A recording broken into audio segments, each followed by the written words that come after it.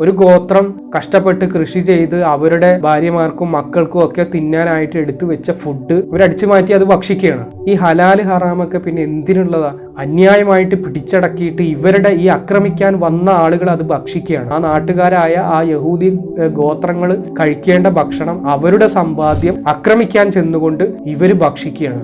യാതൊരു മനസാക്ഷി കുത്തും അത് ഇവർക്ക് ഉണ്ടാകുന്നില്ലല്ലോ. ഇതിലൂടെയൊക്കെ പഠിപ്പിക്കപ്പെടുന്ന ദൈവസങ്കല്പം എന്താണ്? മറ്റുള്ളവരുടെ മുതല് കൊള്ളയടിച്ച് അത് സുഭിക്ഷമായി ഭക്ഷിക്കുന്ന അത് തന്നെയല്ലേ ഇന്നും നടന്നുകൊണ്ടിരിക്കുന്നത്.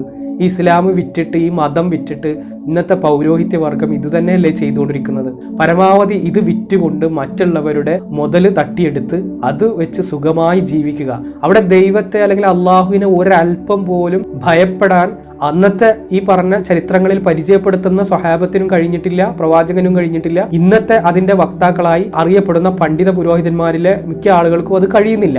അതിൽ നിന്ന് നമ്മൾ എന്ത് മനസ്സിലാക്കണം? ഇതിലൊരു സ്പിരിച്വാലിറ്റി ഉണ്ട് എന്നാണ് മനസ്സിലാക്കേണ്ടത്. അല്ലെങ്കിൽ ഇത് ദൈവികമായ ഒരു ചട്ടക്കൂടിൽ ഉള്ള ഒരു റിലീജിയൻ ആണ് എന്നാണോ മനസ്സിലാക്കേണ്ടത്? അതല്ല, ഇത് തനി പൈശാചികമായിട്ടുള്ള അക്രമവും അനീതിയും അധർമ്മവും ഒക്കെ കൊടികുത്തി വാഴുന്ന ഒരു നിയമസംഹിതയാണ് എന്നാണോ മനസ്സിലാക്കേണ്ടത്? നിങ്ങൾക്ക് പടച്ചവൻ നൽകിയ വിശേഷ ബുദ്ധി കൊണ്ട് നിങ്ങൾ ചിന്തിച്ചു നോക്കൂ. എത്ര യുദ്ധങ്ങളുടെ ചരിത്രങ്ങൾ നമ്മൾ ഈ ചാനലിൽ തന്നെ ഇട്ടിട്ടുണ്ട്. നിങ്ങൾ അതൊന്ന് വളരെ നിഷ്കളങ്കമായി, സത്യസന്ധമായി, ആത്മാർത്ഥമായി നിങ്ങളുടെ മനസാക്ഷിയോട് പല ചോദ്യങ്ങളും, അതിൽ പറയുന്ന ഓരോ കാര്യങ്ങളും നിങ്ങളുടെ മനസാക്ഷിയോട് ചോദിച്ചുകൊണ്ട് നിങ്ങൾ ആ വീഡിയോകളൊന്ന് കണ്ടു നോക്കൂ. എൻ്റെ പ്രിയപ്പെട്ടവരെ, നമ്മളെ സംബന്ധിച്ചിടത്തോളം എപ്പോഴും പറയാറുണ്ട്, ഇസ്ലാമിനെയോ മുസ്ലിങ്ങളെയോ പ്രവാചകനെയോ സ്വഹാബത്തിനെയോ ഒന്നും ഇകഴ്ത്താനോ അവഹേളിക്കാനോ ഒന്നുമല്ല.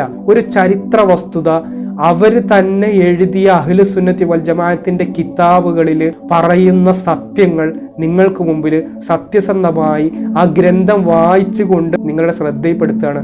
നിങ്ങളുടെ മനസ്സിനോടാണ് ഞാൻ സംസാരിക്കുന്നത്. എൻ്റെ പ്രിയപ്പെട്ടവരെ, നിങ്ങളുടെ മനസ്സാക്ഷിയോട് ചോദിക്കുക, ഇതൊക്കെ സ്വാലിഹായ അമലാണോ? സത്യത്തിനും നീതിക്കും ധർമ്മത്തിനും വേണ്ടിയുള്ള പോരാട്ടമാണോ? അതോ കൊള്ളയും കൊലയും അക്രമവുമാണോ?